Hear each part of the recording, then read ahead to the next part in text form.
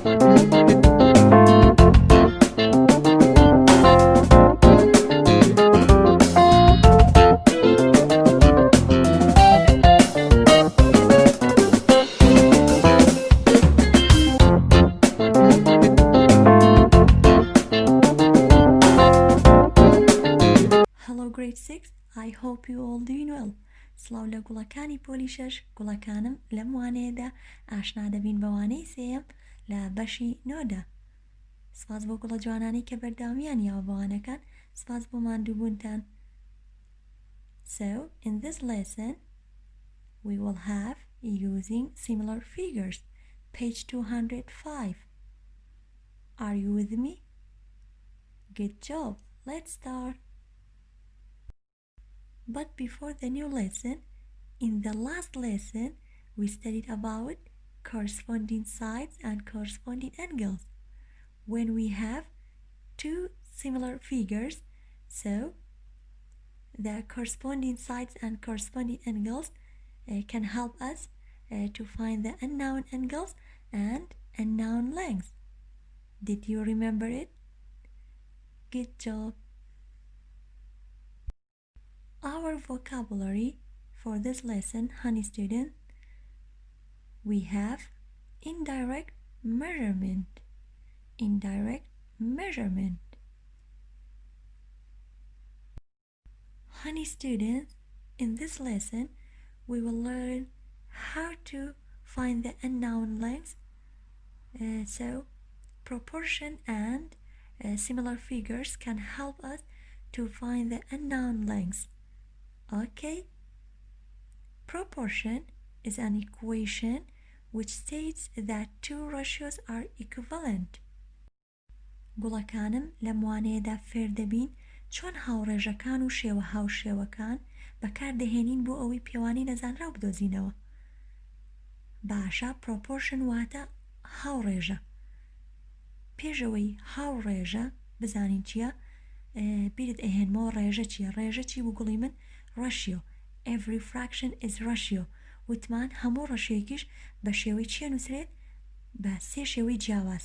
بەڵام باشترینیان شێوەی چی بوو؟ fraction. بە شێوەی کرد first term و second termمان هەبوو و پاشان equivalent ratioمان دۆزیەوە. وتمان ئەتوانین لە ڕێگەی لێکدانی first term و second term کە هەمان نمبر بێت یاخود we divide both terms by the same number واتە هەردوو ژمارەکە دیڤایدی هەمان ژمارەمانە کرد ئەو کاتە چیمان هەبوو؟ هاوتای ڕێژەواتە equivalent ratio و پاشان هاوڕێژە گوڵی من تۆ هەر هاوتای fraction بەکارێنی واتە equivalent ratio کاتێک دوو fraction هەبێت کاتێک هاوڕێژەیە کە تۆ چیت هەیە هاوکێشەیەکە مانای هاوتابوونی دوو ڕێژە دەبەخشێت واتە ئەم فراکشنە هاوتایە لەگەڵ ئەم فراکشنەیە. ئەگەر ورد بینەوە 15 تایمسی چی ژمارەیەک ئەکات بیکەین ئەبێ بە 30 15 times 2 is 30 and 30 times 2 60 کەواتە لە ڕێگەی لێکدانی دووەوە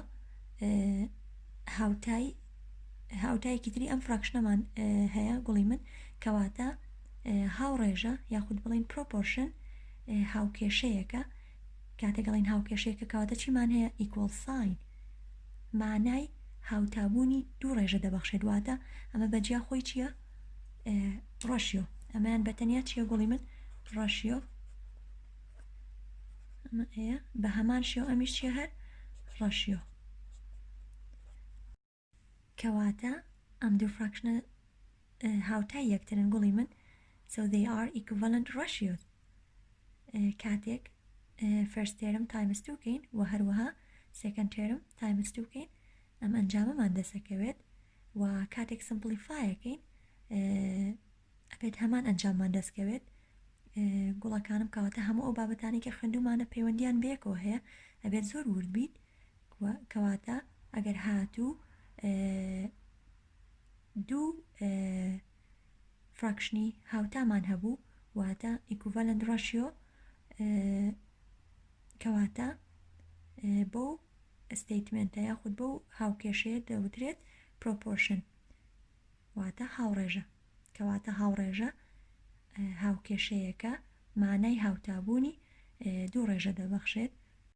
If we are going to simplify this fraction, so the left hand is equal to right hand, like that. 15 divided by 15 is 1 and 30 divided by 15 is 2. In this fraction, if we divide by 30 divided by 30 is 1 and 60 divided by 30 is 2. So 1 over 2 is equal to 1 over 2 because we have equation. Proportion is an equation. Okay. گوڵی من هەردوو فراکشنەکەم یاخود هەردوو کەرتەکەم سادە کردەوە کە لە ئەنجامدا لای چەپ یەکسانە بێ بەلای ڕاست لە کۆتاییە کە پێم وتن پرۆپۆرشن هاوکێشەیەکە مانای هاوتابوونی دوو ڕێژە دەبەخشێت کەواتە چیم بەکارهێنا بۆی سادەیکەمەوە گوڵی من common factor greatest common factor لە نێوان ئەم دوانەیە گەورەترین کۆلکەی هاوبەش 15 15 divided by 15 is 1 and 30 divided by 15 is 2. 15 دابەشی 15 30 دابەشی 15 2 کەواتە لای چەپ کردێ چەند 1 لەسەر 2 1 over 2 و بە هەمان شێوە لای ڕاستیش greatest common factor بەکارهێنا گەورەترین کۆلکەی هاوبەش لە نێوانیانە چەنە 30 ئەگەر هاتوو ئێوە فاکتۆرەکەم دۆزنەوە پاشان هاوبەش دەرکەن و دواتر گەورەترین کۆلکەی هاوبەش دیاریکەن پێک دێت لە 30 divided by 30 is 1 and 60 divided by 30 is 2. So we have got 1 over 2 کەواتە لای ڕاستی هاوکێشەکەشم کردێ چەند 1 over 2. So 1 over 2 is equal to 1 over 2. This equation is proportion because they are equivalent ratio. Dear students, look at this example. Dara wanted to enlarge a photo of the pyramid. Dara ویستی وێنەی ئەو هەڕەمە گەورە بکات کە گرتوێتی The length of the photo is 15 centimeter. درێژی وێنەکە 15 سانتیمە گوڵی من and its width is 10 centimeter. و پانیش پێکاتوە لە 10 centimeter. If he'll enlarge the width to 30 centimeter, what will the length of the photo be? ئەگەر ویستی پانیەکەی گەورە بکات بۆ 30 centimeter ئایا درێژی وێنەکە دەبێتە چەند؟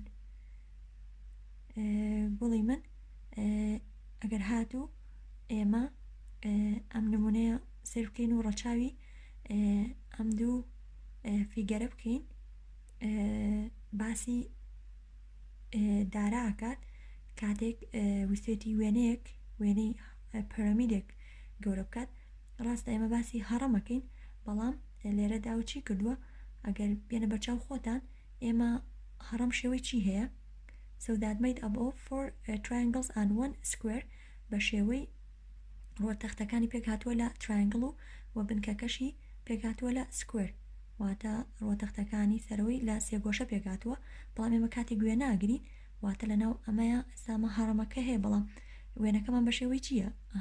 ئەگەر وێنەتان هەبێت لە ماڵەوە سێریکەن بە شێوەی ڕێکتانگڵە یعنی من ئەگەر سێری ئەم کتێبەکەتان بکەن وێنەی تایە بەڵام ئێمە سێری چێوەکەیکەین شێوەی چی هەیە؟ ڕێکتانگڵ وایە وێنەشی لە ناوایە کەواتەوە ئیماجینەکەین لە ناو ئەم دوو فیگەرەیە هەڕەمێکمان هەیە پەرەمیدێک بەڵام ئێمە حسابی چیەکەین ئەو چێوەی کە هەمانە و پاشان ئەناون لەنگثمان هەیە ئێستا من چۆن بتوانم ئەو ئەناون لەنگثە بدۆزمەوە ڕێگەی بەکارەهێنم ڕێژەی لە هاوجێکان ئەنووسم و پاشان لا نەزانراوەکە دۆزینەوە so we are going to use corresponding sides. How to write a corresponding side in ratio?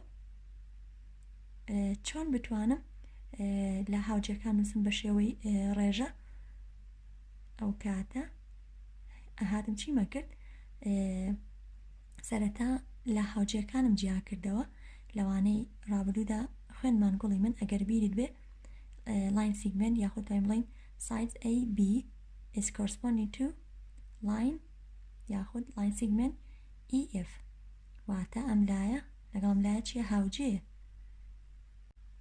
و بۆچی ئەڵێن هاوجێیە گوڵی من لەبەرەوەی تۆ سەرەتا وێنەی ئەمە وێنەی هەڕەمەکەیە ینی کە گرتوێتی و پاشان ئەوێت وێنەکەی گەورە بکات دارە کەواتە هاوشێوەی یەکترن بەڵام تەنها گەورەکردنە باشە ینی وێنەکەی گەوراکات و line segment AD کۆرسپۆندینە لەگەڵ line segment EH بە هەمان شێوە line segment BC with FG وتمان لە ڕێکتانگڵە پێویست ناکات ئەولایانی کە یەکسانن بۆی کە هەمانە پێویست ناکات دووبارەکەینەوە کەواتە لا بەرامبەرەکان لە ڕێکتانگڵە یەکسانن تەنها ئەم دوو لایە لەگەڵ ئەم دوو لایە کیفایەتە چونکە ئەمانە یەکسانن بەیەک باشە گوڵی من ئێستا هێم چی بەکارێنم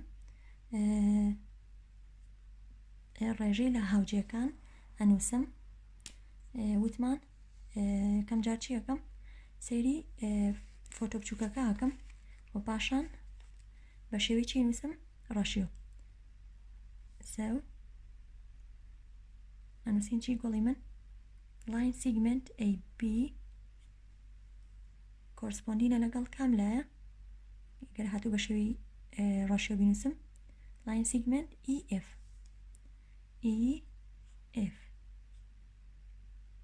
باشە گوڵی من is equal to باشە line segmenti AB lengthەکەی چەنە 15 centimeter. What about this side? Yes, we have unknown lengths. کەواتە ئێمە لای نەزانراومان هەیە چی دانەمە و ڤاریبڵەکە گۆڕاوەکە x ئەمە جارێ لێگەڕین باشە گوڵی من و پاشان هین ئەم دوو لە هاوجەیە بە شێوەی چی نووسین بە شێوەی ڕەشیۆ line segment AD is corresponding to line segment EH is equal to so the length of AD line segment AD is 10 centimeter and the length of this side is 30 centimeter.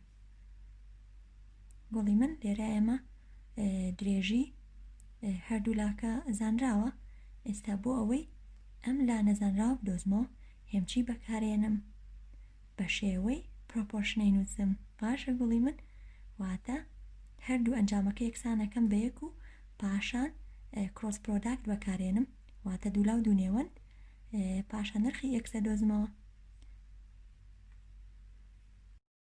و پاشان گوڵی من وەکو پێشتر ئاماژەم پێیە ئەم دوو ڕێژەیە یەکسانەکەین بە یەک و پاشان the unknown lengthەکە دۆزینەوە واتە لە نەزانراوەکە بەم شێوەیە ڕێژەی یەکەم کە هەمانە the first ratio is 15 over x is equal to the second ratio is 10 over 30 باشە ئەمە هاوکێشەیەکە و نەزانراوێکی تایە کەواتە هێم چی یەکەم لەبەرەوەی لە نێوان هەردوو فراکشنەکە ئیکۆڵ ساینم هەیە کەواتە توانم چی بەکاربێنم کڕۆس پرۆداکت گوڵەکانم ئێمە لە نێوان دوو فراکشنە پلسمان هەبوو ماینەس کۆمپێرمانە کرد فراکشنەکانمان ڕیزە کرد پاشان تایمسمان هەبوو دیڤایدمان هەبوو بەڵام لەلای چیمان هەیە ئیکۆڵ ساین کەواتە هەر کات ئیکۆڵ ساین هەبێت ئیکۆیشنمان هێواتە هاوکێشەمان هەیە هێم چی بەکارێنم بۆ ئەوەی ئەو گۆڕاو بدۆزمەوە هێم نرخی گۆڕاوەکە بدۆزمەوە کڕۆس پرۆداکت بەکارێنم بەم شێوەیە 10 times x ئەکەم پاشان 15 times 30 10 times x بەم شێوەیە بینوسە ئەمە ئەمە ئێکسە گوڵی من ئاگار لێبێ لە نێوان ئەم دوانەیە تایمزمانێ is equal to پاشانەوە هێنمە خوارەوە 15 times 30 easy زیرۆکە دانیتەوە پاشان 3 times 15 سێ پانزەیە کاتە چەند توانی پێم بڵێ دوو پانزەی سی پاشان پانزەیەکی تر yes 45 we have got 450 باشە ئەمە هاوکێشەیەکە هاوکێشەی چی multiplication equation وتمان هەر کاتێک هیچ کردارێکمان نەبێت لە نێوان نەمبەر و ڤاریبڵە کاتە چیمان هەیە تایمز ئۆپەرێشن باشە بۆ ئەوەی ئەم هاوکێشەیە سۆڵف بکەم ینی ئەنجامی نەزانراوەکە بدۆزمەوە گۆڕاوەکەی مەبەستم ڤاریبڵەکەیە هێم inverse of operation بەکارێنم inverse of operation of times operation is divide هەردوو لای هاوکێشەکە چی لێکم دیڤایدی ئەو ژمارە یەکەم کە لەگەڵ گۆڕاوەکەیە لەگەڵ ڤاریبڵەکە ئێستا چی ژمارێک لەگەڵ گۆڕاوەکەیە 10 کەواتە هەردوو لای هاوکێشەکە دیڤاید وتمان هەموو دیڤایدێکیش بە شێوەی چی نووسم بە شێوەی فراکشن باش بیرتانە زۆر باشە بۆی ئەکسەکە یاخود گۆڕاوەکە لە یەکێک لە لاکانی هاوکێشەکە بە تەنها بمێنێتەوە چونکە ئێمە ئامانجمانەوەیە بگەین بە نرخی گۆڕاوەکە باشە هەردوو لای هاوکێشەکە دیڤایدی چەند یەکەم 10 بەم شێوەیە ئەم دوانە چیەکەن یەکتری ئەخۆن they eat each other so لێرە چیەمێنێتەوە گوڵی من 1 times x ئەتوانی هەر ئەکسەکەش بنووسی is equal to پاشان 450 divide by 10 ئەبێت بە چەند گوڵی من لێرە توانین بڵین ئەم زیرۆیە لەگەڵم زیرۆە چێ بێت کانسڵە بێت ئاگات لێ بێت 45 over 1 is 45 وتمان هەموو ژمارێک دێنامنیتەرەکە ئەگەر 1 بێت ئەکاتەوە نەمێڕیتەرەکەواتە ژمارەکەی سەرەوە چونکە وتمان هەموو ژمارانی کە ئێمە هەمانە دێنامنیتەرەکانیان چەنە 1 لەم لای هاوکێشەوەتە لای چەپی هاوکێشەکەم چیمێ گوڵی من 1 times x the identity property of times operation is 1 دانی بێلایەن لە کردداری لێکدانە پێک هاتووە لەوەن دانی بێلایەن واتە چی گوڵی من واتە هەر شتێک ژمارەیە گۆڕاوێک تایمزی چی ژمارێکی بکەمە کاتەوە ژمارەکە خۆی یان گۆڕاوەکە خۆی لە تایمز ئۆپەرێشنە لە کردداری لێکدانە پێک هاتووە لەوەن کەواتە لای چەپی هاوکێشەکەم ئەبێ بەچی 1 times x is x کەواتە نووسم چی گوڵی من x پاشان x is equal to 45 کەواتە گوڵی من 45 watt centimeter the length of this side is 45 درێژی ئەم لایم بوو بە چەند 45 centimeter کەواتە درێژی وێنە گەورە کراوەکە دەبێتە 45 centimeter واتە 45 centimeter دارا کە ویستی ئەو وێنەی کە سەرتا هەیبوو گوڵی من ستی درێژەکەی زیاد بکات سەرتا خۆی درێژی ئەو وێنەی هەیبوو 15 سانتیمتر بوو پاشان لە دوای ئەوەی وێنەکەی گەورە کرد فۆتۆکەی گەورە کرد ئاتە درێژەکەی بۆیە بە نەزانراوداماننا چونکە سەرتا نەمانزانی لە دوای گەورەکردنی فۆتۆکەی بوو بە چەند لە 15 سانتیمتر بوو بە 45 سانتیمتر okay honey students گوڵی من کاتێک دوو شێوەی هاوشێوەی هاوڕەژەت بەکارهێنا بۆ دۆزینەوەی درێژی نەزانراو بەم ڕێگا دەوترێت پێوانەی ناڕاستەوخۆ indirect measurement وەکو لە ڤۆکابولەرەکە ئاماژەم پێیە indirect measurement واتە چی کاتێک دوو شێوەی هاوشێوەت هەیە و هاوڕێژەت بەکارهێنا واتە هاوڕێژەت بەکارهێنا بۆ دۆزینەوەی لا نەزانراوەکە پێڵێن چی indirect measurement باشە گوڵی من then the length of this side is equal to 45 centimeter let's do this example. The figures are similar, so we have similar figures. Write a proportion, then find the unknown lengths. گوڵەکانم ئەو فیگەرانی کە ئێمە هەمانە هاوشێوەی یەکترن و پاشان هاوڕێژەکان دەنووسین و دواتر unknown length دەدۆزینە واتە لا نەزانراوەکە. باشە بۆ ئەوەی لا نەزانراوەکە بدۆزمەوە هێم لا هاوجێکان بە شێوەی چیە نووسم بە شێوەی proportion کاتە سەرتا پێویستم بە چیە corresponding sides. corresponding side دواتە چی واتە لا هاوجێک. باشە هەمیشە وتمان سەرتا سەیری چیەکەین پۆلیگۆنە بچووکەکەیان. باشە چۆن بینوسم گوڵی من بەم شێوەیە ئەنووسم چی answer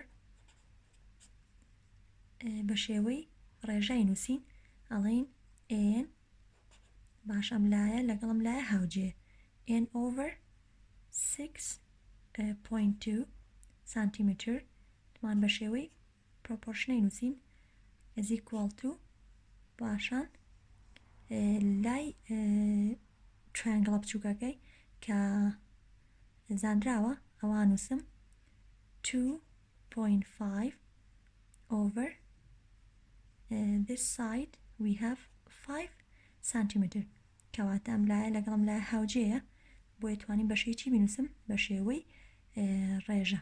باش گوڵی من بە شێوەی ڕەشیۆ و پاشان ئەم لایەش درێژێکی زانراوە بە شێوەی چی نووسم بە شێوەی ڕێژە ئەم لایە لەگەڵم لایە هاوجەیە so 2.5 over 5. باشە بۆ ئەوەی ئەناون لەنگتەکە بدۆزمەوە هێم چی بەکارێنم گوڵی من cross product واتە دوولاو دوو نێوەند بەم شێوە. باشە n times 5 we have n times 5 is equal to 2.5 times 6.2 n times 5 n5 باشە n times 5 یکەم هەرە بێ بەچی گوڵی من لێرا تۆ ژمارەیەکە نێ بڵێ 2 times 5 کاتت دێن کەواتە ڤاریبڵەکە خۆی دانی تۆڵی n5 is equal to how to multiply these numbers or these decimal numbers.